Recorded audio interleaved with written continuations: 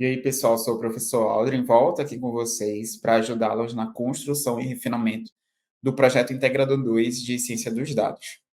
Bem, nós estamos no módulo de VVIT, com foco de VVIT para projetos de dados, e a gente chega então agora à entrega e encerramento do projeto. O que é encerrar o projeto? Então, quer dizer que a gente está aqui em projeto integrador, a gente está chegando no final? Sim, nós estamos chegando no final, porque o projeto ele tem um escopo definido, ele tem tempo, como a gente discutiu lá no início. E a gente precisa encerrá-lo. E encerrar é o quê? É só fazer o último commit no repositório?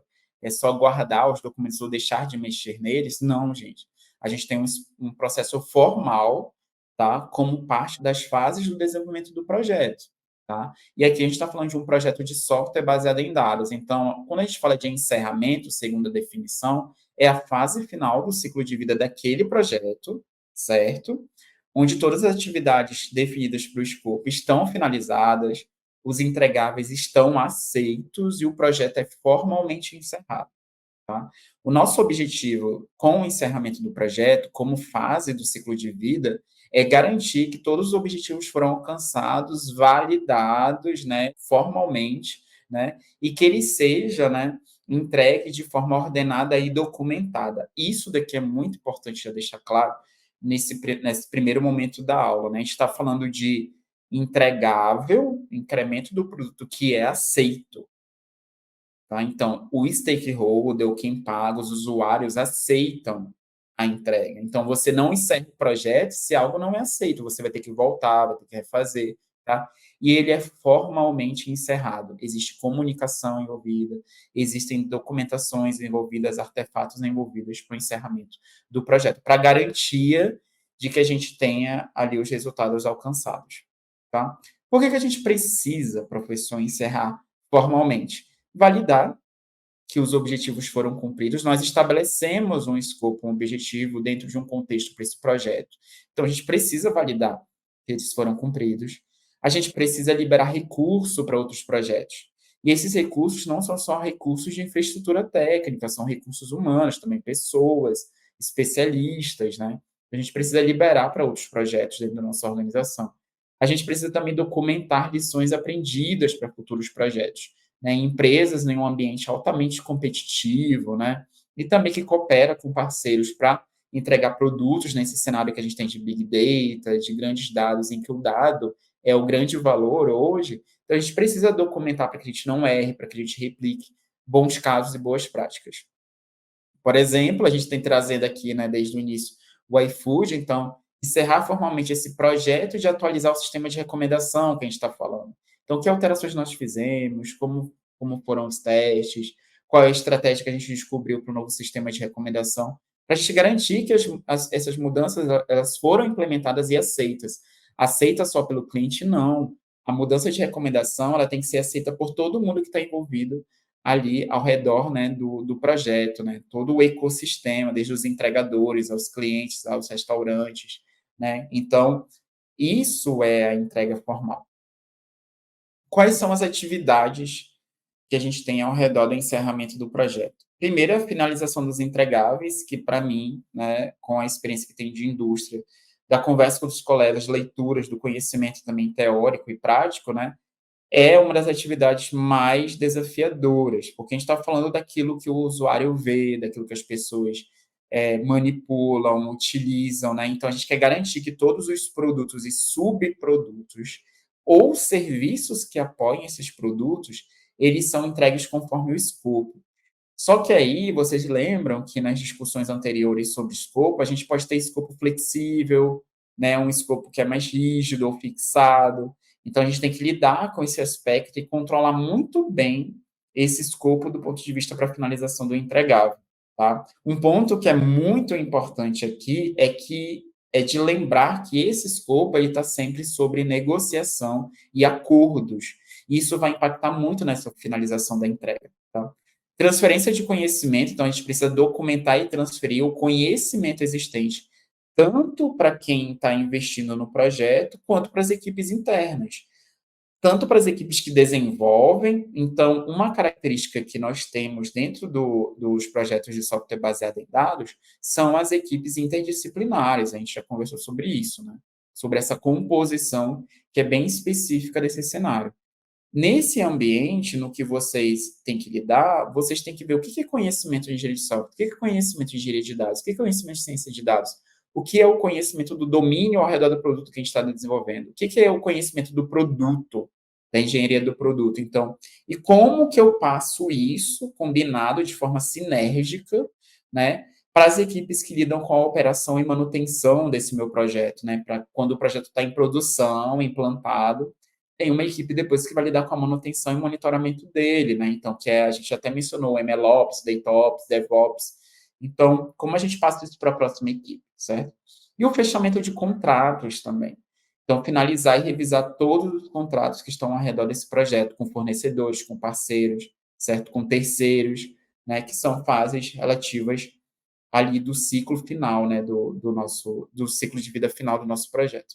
Como lista de entregáveis, a gente tem a documentação final, que pode ser um relatório de teste de desempenho, de teste de carro, um relatório de testes, os relatórios em torno da documentação técnica, o documento de requisitos, todo o documento do escopo, da descoberta de produto, do design, arquitetura, diagramas, estratégias, arquitetura do modelo, certo?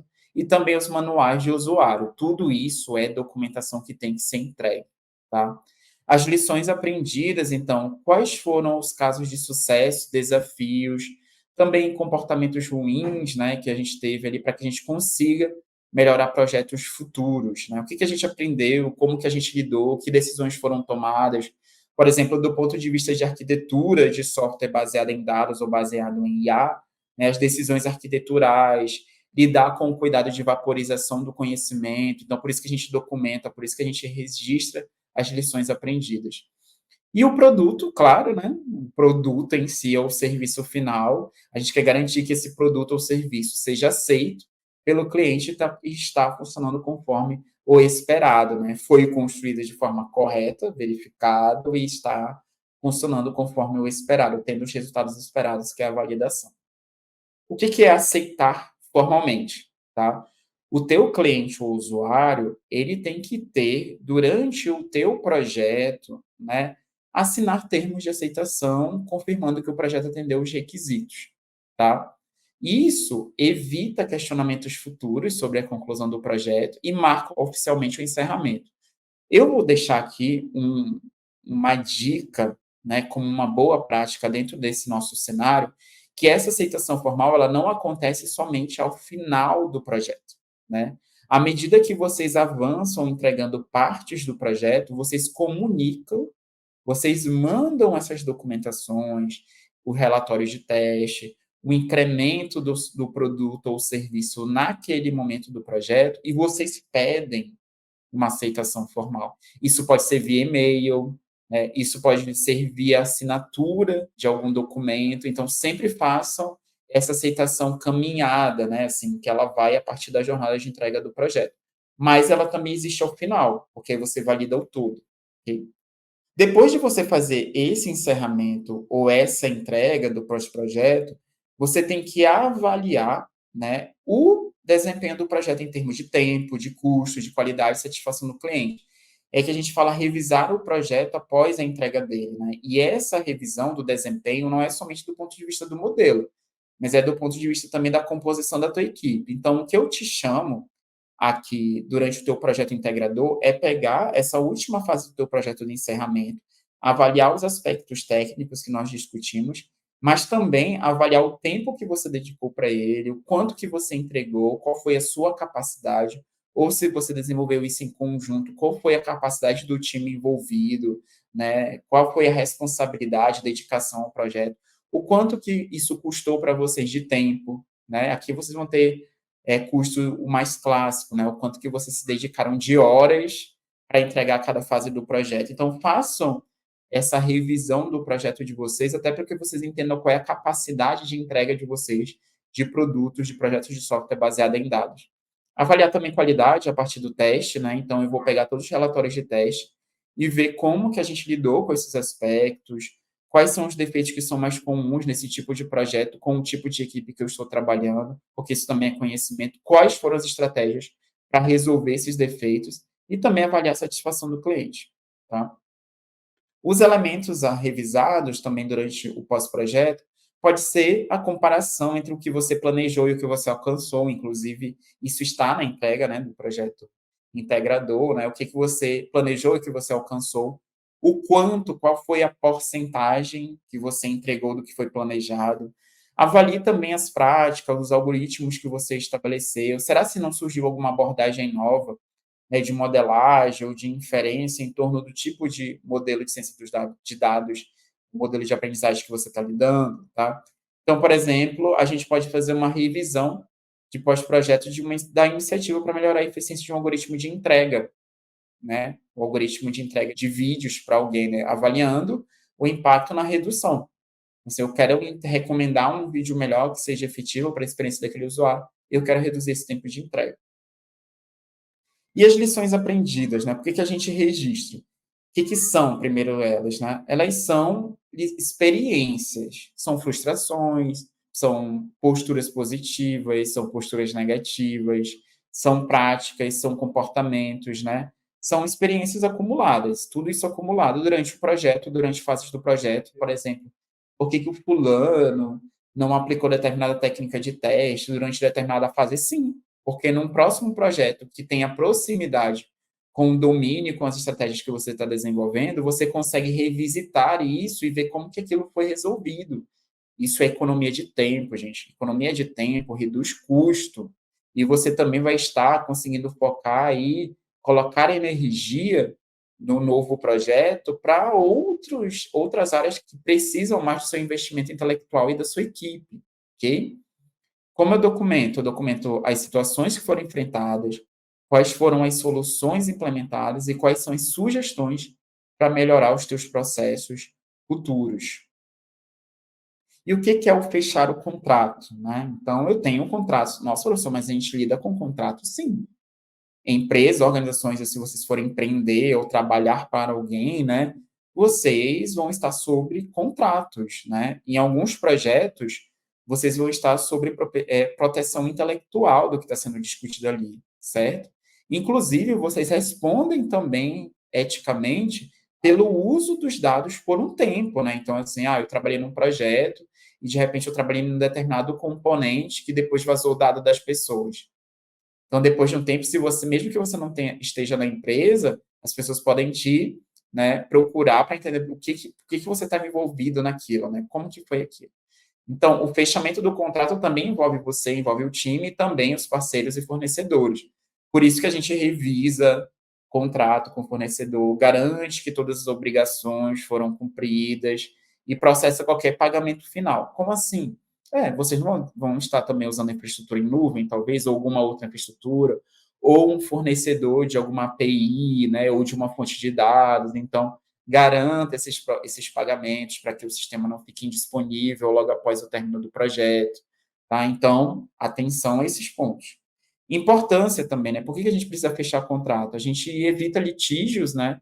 Que é haver divergência entre as partes. Mas eu tinha pedido para vocês entregarem isso daqui em agosto de 2024 e vocês não me entregaram. E aí alguém vai falar, eu vou falar, nossa, deixa eu ver o contrato. Quem era que estava trabalhando? Era o fulano que estava trabalhando nesse projeto. Deixa eu ver, nossa, realmente no contrato eles não colocaram. Mas aqui, quando a gente olha o código, tá lá, o negócio está entregue, sabe? Então, assim, garantam o cumprimento de todas as responsabilidades contratuais, tá? Por todas as partes envolvidas. Professor, mas isso daqui também não tem um setor jurídico da empresa que lida com isso? Sim, tem, gente. Calma, nossa área é a computação, né? E claro que há um setor jurídico dentro da empresa, porém, você, dependendo do cargo que você estiver, pode ser consultado sobre o andamento daquilo, sobre se as responsabilidades foram cumpridas, se o contrato segue o que deveria, entendeu? Uma empresa quer fechar com vocês, vocês têm um serviço muito bom para tratar, vocês têm um algoritmo novo que é muito eficiente para lidar com grandes volumes de dados, né, com processamento distribuído de grandes volumes de dados. E a empresa quer contratar o teu serviço. Então, vocês vão ter que avaliar tecnicamente o que essa empresa quer, o que vocês conseguem fornecer, tá? Então, por isso que é importante, né, o conhecer o contrato e o fechar o contrato. Outro elemento muito importante que acontece, né, dentro do nosso cenário é desmobilizar equipes. ainda mais equipes interdisciplinares. Por exemplo, vocês acham que vocês precisam de um grande volume de engenheiro de dados ainda em todas as fases do projeto de software baseado em dados? Você precisa de cientista de dados, um grande volume de pessoas. Quando eu digo grande volume, não é o grande volume de dados, tá, gente? Digamos que você tenha disponível, lá sei, 5 engenheiros de dados, 5 cientistas de dados, 5 engenheiros de software. Você acha que você precisa, tipo, ter em todo o projeto essas 15 pessoas? Não. Então, a gente trata de encerramentos de fase do projeto também, né? Como essa desmobilização de equipes, é liberar pessoas quando a especialidade delas já não é tão importante naquele momento, ou liberar parte daquela pessoa. Tá? Isso é muito importante para a eficiência organizacional e para essas equipes que são interdisciplinares. Vocês vão ter cientistas de dados a rodo, engenheiros de dados, engenheiros de software a rodo, né, para todas as equipes. E todos os projetos internos, não. Então, encerrar o projeto formalmente nos ajuda nessa desmobilização organizada, que é liberar a equipe após a conclusão não somente do projeto final, né, do final do projeto, mas de fases intermediárias, movendo para outra função, para outro projeto. Ah, professor, quer dizer que eu posso, dentro do mesmo projeto, eu encerrei uma fase, tem alguém que tem um papel híbrido, ele é engenheiro de dados e é cientista, aí ele pode atuar agora com uma outra função mais de cientista, sim, isso é você desmobilizar conhecendo os acordos contratuais, inclusive, com aquela pessoa, né? Ah, tem alguém que é totalmente híbrido, é engenheiro de dados, engenheiro de software full stack, então beleza, então é você conseguir fazer isso. E aí você consegue realizar a avaliação de desempenho, você consegue oferecer feedback, planejar o futuro da equipe. Né? Então, eu, por exemplo, no Nubank ou qualquer outra empresa que tem um aspecto mais competitivo e inovador necessário, eu consigo desmobilizar uma equipe de desenvolvimento após conclusão de um projeto para lançar algum outro produto financeiro. Porque aquela equipe, inclusive, tem bastante conhecimento, talvez naquele domínio, para o novo produto que eu quero lidar, entendeu? Então, por isso que é importante encerrar. Aqui, vejam que eu estou falando do encerramento final do projeto, eu estou falando do encerramento de fases, já conectando para ajudar vocês. E avançando para o final da nossa aula, a nossa preocupação com a transição para a operação. Então, a gente quer garantir que o produto ou o serviço final esteja perfeitamente integrado às operações diárias de onde ele tem que estar rodando em produção, tá? E para isso, como forma da gente mitigar algum problema que surja desse ponto, a gente faz treinamento antes de encerrar o projeto, a gente transfere documentação, explica a documentação, refina a documentação, gera vídeos, tá? Estabelece também uma equipe de suporte, caso seja possível. Então, você vai ter dentro ali, ao redor do seu sistema, uma equipe que vai apoiar no suporte a qualquer coisa que aconteça depois. Então, algumas organizações, elas transferem o projeto, né, numa fase de operação, para uma equipe de suporte, ok? E nós temos a avaliação de resultados, que é a gente medir. A gente está encerrando o projeto, a gente quer medir qual é o sucesso daquele projeto, em termos do alcance dos objetivos, retorno sobre o investimento que foi feito sobre ele e a satisfação do cliente. E aqui eu trago os KPIs que a gente falou anteriormente, né, em outro momento da disciplina, que são os indicadores-chave de desempenho para a gente analisar o impacto desse projeto. E aí, vejam que é analisar, quando a gente está falando de um projeto de software baseado em dados, tanto a experiência com o software, quanto o sistema de software baseado em dados, ele apoia em informação, em inteligência e na tomada de decisão. Vocês não têm que esquecer desses indicadores-chave de sucesso quando avaliar um projeto nessa característica, ok? E o relatório final do projeto, ele vai ser um sumário executivo de tudo que foi feito, de como foi realizado, que decisões foram tomadas, por quê, quem era a equipe, quem eram os papéis envolvidos, como era a composição, quais foram os objetivos alcançados, qual é o desempenho do projeto, qual é o desempenho do modelo, qual é a característica e esquema dos dados, sabe? Tudo aquilo que a gente discutiu agora, tudo que vocês já viram em disciplinas e que vocês estão integrando o conhecimento aqui, quais foram as lições aprendidas, quais são as recomendações para o futuro desse projeto, né? Quais são os trabalhos futuros, qual o roadmap, o caminho que você vê para esse projeto, né? Que a sua equipe, quando eu digo você, é a organização que você faz parte, né? E quem é o destinatário desse projeto, desse relatório final?